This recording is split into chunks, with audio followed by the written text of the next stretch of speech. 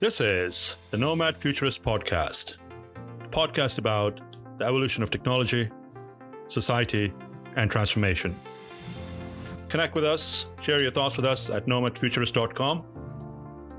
Let's get this started. This is a special series of recordings that we're doing with the Nomad Futurist advisors that are tasked with launching the Nomad Futurist Academy, which is happening, if all goes well, early in 2024. Welcome to the Nomad Futurist podcast. This is your host, Philip Koblenz from Montclair, New Jersey. Just me today. Gusakov, Director of Climate Resiliency, Uptime Institute, Buffalo, New York.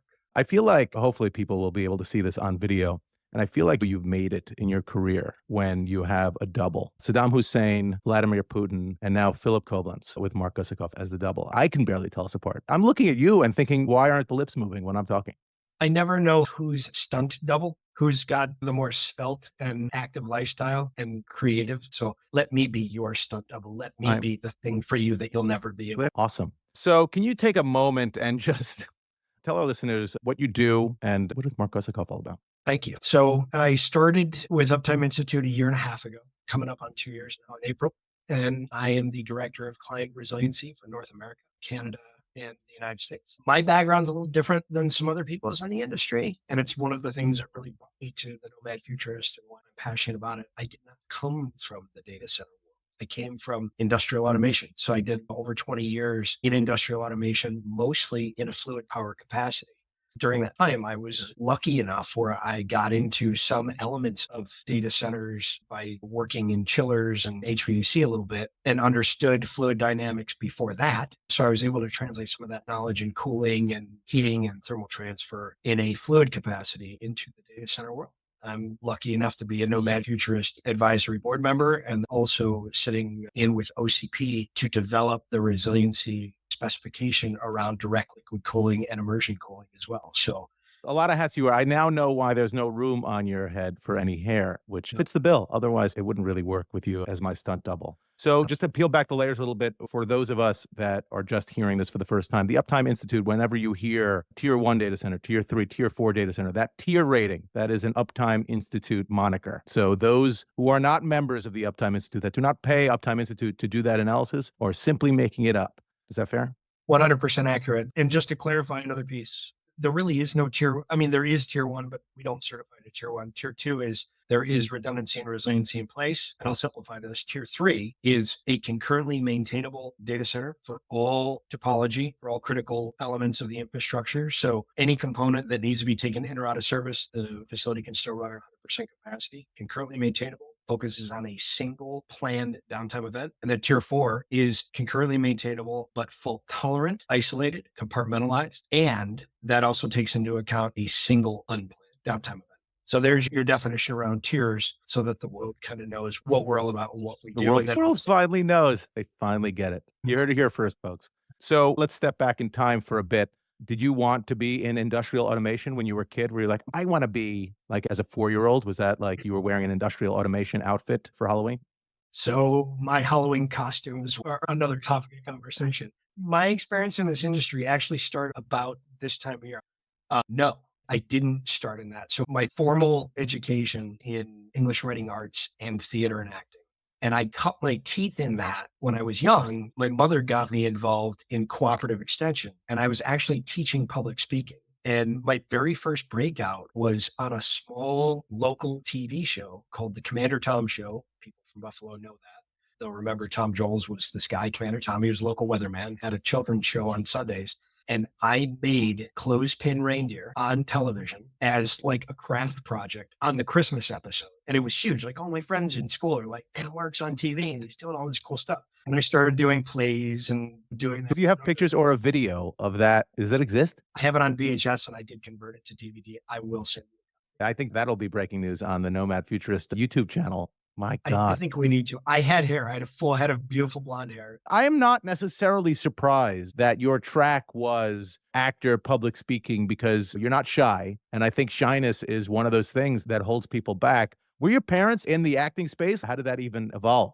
So coming full circle, and this is where the story kind of ends and then begins for my career. My father was a degree engineer and my mother was an educator and ran a preschool for her entire life. She got me a lot of these opportunities. So I was like cooking and sewing and learned how to bake and all this stuff. And then got the public speaking piece and got a scholarship for college by doing that. That is And then, crazy that as an 11-year-old, you're teaching adults how to public speak. well, and then even just before that, so my father's an electrical engineer. And when I was a little kid, my sixth grade science fair project was a 500,000 volt Tesla coil that lit light bulbs from across the room. So coming in school, and one minute I'm on the Commander Tom show, public speaking, and the next minute I've got a Tesla coil lighting light bulbs like Nikola Tesla on the other side of the room. And kids are like, man, this is wild stuff. Like your dad's great. Like your mom's great. Like this is awesome stuff. How did you wind up so terrible? But my God. I'm like the Danny DeVito in the Twins movie, like had the leftovers. You know what? That's why we're body doubles. I think I've said that about Nabil and I like several times in the history of our relationship. Do your siblings have a similar track? Do they also get into public speaking and stuff? I mean, that's a superpower. My brother actually stuck with engineering. He's a pilot and he owned his own business for a very long time. Incredibly successful, very smart guy. And he races fighter jets. Like that's his whole gig now. He's retired. He has a line of aircraft. He's got a fleet basically of aircraft and he races in Reno. And that's his whole life. He's excellent at it. He was an aerobatic pilot for a long time. And then he bought a company that rebuilds jet engines so that he can support his racing career at Reno. I mean, he's a genius level human being on the scale of aviation and aerospace engineering, and that was his path, and that's what he chose to do, and he's great at it. Coming back to how I got into this, my father's an engineer, and my mother's got kind of this social butterfly and giving me these different skill sets. After I graduated college, I worked for a company called the NECA. It was a National Electrical Contractors Association. I was living in Washington, D.C. They moved me to New Orleans, and I was a liaison between the contractor and the union to resolve labor relations and wage negotiation disputes and things of that nature so the contractors wouldn't go on strike. And I missed being home. I missed being in Buffalo. So I moved home. My father said, you have an inherent skill where you can take an engineer and products and tell them why they need this thing or what's good about it or what's bad, and basically make the link in the lack of communication and translate to them what needs to be said and what needs to be done and give people a level of understanding at a variety of levels, from the business owner to the engineer to the shop floor guy, maintenance, etc. And I'm like, yeah, I can do that. So I cut my teeth in industrial sales and then got into industrial automation and got more technical as time went on. And then finally got into professional services with Uptime in the data center industry. And this is like the greatest experience I've ever had in my career, being in this world, being entrenched, fast paced, moves like crazy. People are incredible. They want you to be better. They want you to learn. And that's ultimately why I'm passionate about what we're doing at the Nomad Futurists. We want to get this next generation of people into this so that they can be a part of it too and take this energy and this excitement that we have and give it another generation and let's see what they can do. I mean, imagine what all these old bald guys like us are doing in this industry with all this experience. And like some people are tainted and jaded and whatever, but everybody's genuinely good people. Now imagine you just shave a bunch of years off that, put this energy back into it so that we see what's going to happen next, especially with like AI coming down the pike. We're going to need more energy to help this get into whatever it's going to be next. It's not just a doppelganger and a stuntman from a looks perspective. Clearly, he matches the energy that I've become known for and might exceed it. He really might. So fast forward, you get to Uptime Institute. You're at a conference in Austin last year. And I think you started the conversation. You're like, what the hell are you guys doing here? Which probably comes from that training as a young child, not being shy to start a conversation, which is something I wear as a badge of honor also, not being shy to start a discussion. And we told you what we were doing, and that was total happenstance. This was not a planned or anything. We just started a conversation about what the Nomad Futurist is doing. And that's when we first tried to, I think the foundation had been formed and we were just trying to craft what our plan is with the Academy. And Mark just jumped in 2 feet first and immediately got on board as an ambassador and has been instrumental in us trying to create this Academy, which hopefully will launch in the first part of 2024. We're making great strides, which we could not do without Mark and the team's efforts. So you've told us why you're passionate about getting young blood into our industry, but what is it about what the foundation is doing and particularly what the Academy's goal is that you think is important? We joke a lot, but thanks for the kind words and the vote of confidence as well, because I am passionate about this. And it will succeed. I mean, we will make this into what we've decided it will be. It's also funny that at that event, the nice tie-in that we had, not having known each other sitting across the table, you and Nabil got on stage and you said, hey, by the way, Mark, we're going to be using some Uptime Institute data when we're up there. We'll give you a shout out. Hey, thanks a lot. because we do have good data. We've got great research stats. So I'll start with the research stat, and then we'll translate what that means for Nomad Futurists with some hard numbers. So we did a survey of the industry last year, if I remember, it might have been 2 years ago now. And the data showed that 45% of the people in this industry have 20 plus years of experience in this industry. 30% of the people in this industry have 11 to 19 years of experience. So 75% of this industry has 11 plus years of experience in this industry. 3/4 of the people have more than a decade in this industry. Okay. At some point, those people are going to retire. And the other odd demographic is that the people who have 1 to 5 years experience in the industry make up 8% of the total demographic. Here's the problem. I make up that demographic. I'm 48 years old, and I have that 1 to 5 year piece right along with the people who are coming out of school, or maybe they're in their 20s and they're making a transition from one career to another. So I actually skew that number, and I'm not the only one. I know other people in that space. So what I think is really important that we're doing in the Nomad Futurist is grabbing that 8% demographic and turning it into 20 now, and not waiting for the age out to happen. The biggest problem we're going to have with the age out when it does occur is you're going to lose the knowledge. It's going to be gone. So we need to grab all the people in this industry who are smart, who have skill sets, and take the skills that they have and put them out there for everyone to experience. As an example, I've got fluid power experience. Now, I may not have as much formal data center experience as you do, Phil, because you've been doing this for a while, but I can bring the fluid power knowledge and experience, how that translates and relates. Then I can bring the resiliency experience I have with Uptime Institute. I can bring the educational experience that I have with our education program. And as I'm talking to people and clients who are going through these assessments, help people identify through either networking or through conversational interaction what I'm seeing in the field that clients are experiencing, people are feeling pain with, people are doing right, and then start working that into the Nomad Futurist campaign. Part of what we're doing right now at the level that we're at is we've formed committees. There are 4 people on the committees. It's myself, Cyril Tahar, Karen Petersburg, and Emma Grace Meyer. And the 4 of us are heading committees with people who are incredibly knowledgeable and have been doing this for a very long time. And we're creating the foundation and the structure for a syllabus to get the ground layer of knowledge for the data center industry out there at the quote unquote high school level.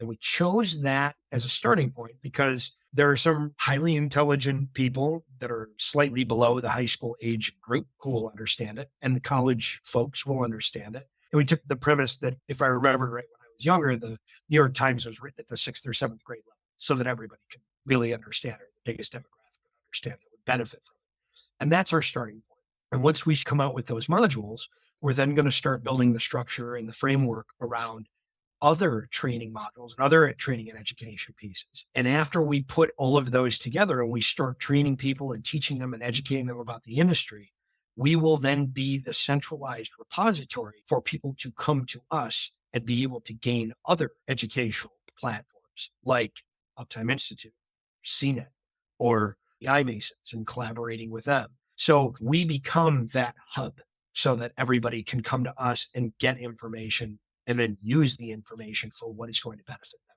Normally, I would say, yeah, I couldn't have said it better myself, but I really, in this case, I don't think I could have said it better myself. I mean, I think the way you frame it really articulates the value. I think your father was right when he said you have the ability to take the engineering side and tell people why they need something because you just did it. So if this was an interview, you're hired for whatever position. I can't afford you, but you're hired. Proud of what we do. What we're doing is the right thing to do for this industry. And it's a pretty big gap. Other people are trying to do it. Other people are dancing around it, and they're at an earlier point than we are. I think we're further along than a lot of people are, but we're also networking and collaborating with some of these other organizations that are finding benefit in getting the industry to where it's going to need to be very quickly. Because with advancements that we have, we're not going to be on the bus, right? Like, we're not all going to be sitting on the bus. The bus is going to be leaving. We're going to be waiting for the next one, and we're going to miss that first opportunity. I think timeliness is right where we should be to get this thing launched and kicked off Q1, and then starting in Q2, getting people to engage with and interact with our Nomad Futurist space in that curriculum.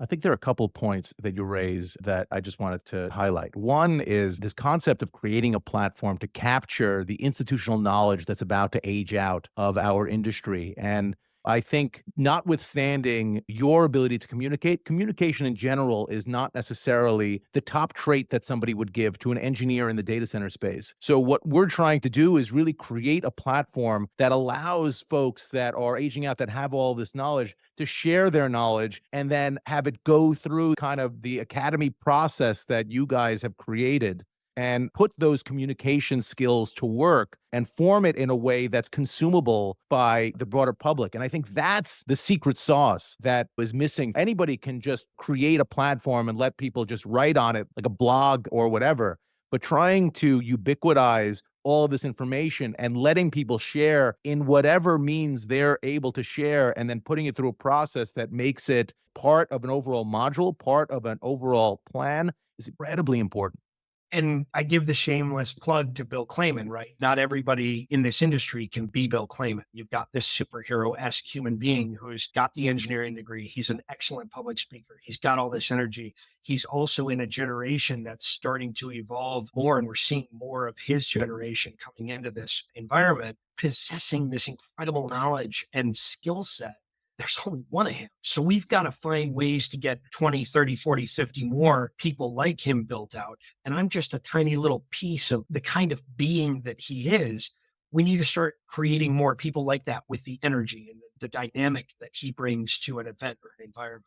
No doubt. And I think the concept of trying to capture that energy and give people access to a platform that will make that information available is obviously at the core of what we're doing. And the other reason why a Mark Gusakov exists, why a Philip Koblenz exists, why a Bill Clayman exists, is because we just happened to start our professional careers at a time that the internet was coming into its own. It was exciting. It was new. Everyone was learning, right? There was no barrier to entry when we started because nobody knew what the hell was going on. So you referred to my experience as formal, and it couldn't be further from the truth. It was learn by doing. There was no data center major. I am an engineering major at Penn when I graduated, but other than the problem solving of getting through school, I can't necessarily point to a particular thing that I learned in college that is specifically applicable to what I learned through data centers going down, data centers coming back up, solving problems on the fly. And what is the metaphor that people use? Trying to fix the airplane while it's in the air, which I think your brother would get. Build the airplane while you fly it. Right. Build the airplane while you fly it. Yep.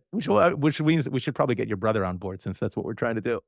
So it's an incredible undertaking, and we literally could not do it without you and the rest of the team. But if I had to create in a lab someone whose background and experience with the father who is an engineer and the mother who is a teacher and the public speaking and the communication and just the sheer enthusiasm and curiosity for what we do, it would be Mark Gusakov, and a handsome devil, if I am to say so myself. I'm a lookalike out there too. Right. I button more elements of my shirt, so you're certainly. So more. As we wrap up here, if you had to come up with one or two things that you would tell to a younger Mark Gusakov, to a kid that's starting out in their career, what do you think that advice would be? Wow, that's a really great question. I was actually going to say this a second ago. We had a mentorship that we did at Data Loud. I don't think you were there. Nabil was there. There's a great video on LinkedIn that I saw that we had posted. But got this great group of kids, young adults. They weren't kids. They were college. I think they were high school, college. And then there were even some people. If you're under 30 to our generation, you're a child. Exactly. But that was where we met Valeria. Right. So we met Valeria at this event. She was with the iMasons on the educational piece. But when we were talking to them, and you can hear Bill say this in the video, Bill had said, look, you guys and girls are engineers. And if I had to give you a piece of advice, take a business class. And that's one of the only regrets that I have in my scholastic career was I never took a business class. So everything that I learned, I had to learn from companies over the course of the last 25 years. And some were good and some were really bad. But that's good experience. So the first thing I would say is I wish I would have taken a business course. The second thing that I would tell people is I've gotten my best experiences in life by learning from my mistakes. And I came from that mindset that my parents let me fail. They allowed me to do that. And failure was always the opportunity for improvement. That's the best part about not doing something right or falling short, is that you'll learn what not to do next time. And I believe failure drives efficiency. Anybody out there listening, when you're in an interview, the best interview question that I have for any prospective employer to my hiring manager is, how do you reward failure in this company? And I have never had someone look at me and give me a direct answer. They always go, oof, that's a good question. Or what do you mean? We don't reward failure. If you can't get an answer that you like from that person, I'll bet you it's not going to be a cultural fit. Now, that doesn't mean they have to answer it. You may not be looking for an answer to that question, but if they can't answer it the way that you prefer, I almost guarantee you that you won't have a cultural fit, because rewarding failure and identifying that there's an opportunity for an increase in efficiency, which results in effectiveness from being able to identify failures, improve on them, fix the failure mode that's happening, create a plan, strategize it. I mean, generally that's an engineering mindset, right? So if you can't figure out how to test and prepare and then fix your failure, you're going to struggle. And we're doing some of that now. The failure mode, we've got an age out. How are we fixing that? Let's get the next generation in and get them prepared for what some of these other people have been enjoying and experiencing over the last 20 years. I think it's an incredible point. And to a certain extent, it's counterintuitive, right? In our kind of Instagram lifestyle where nobody wants to be vulnerable. No one wants to admit a mistake that they make, that you actually learn more through failure than you do through success, because success could be luck. And frankly, I believe it even on the business side that you said. I think you learn through the successes. So an incredible point. And what can I say? I love you, man. And thank you for all your help to this point. And it's going to be exciting 2024 as we get this thing up and running.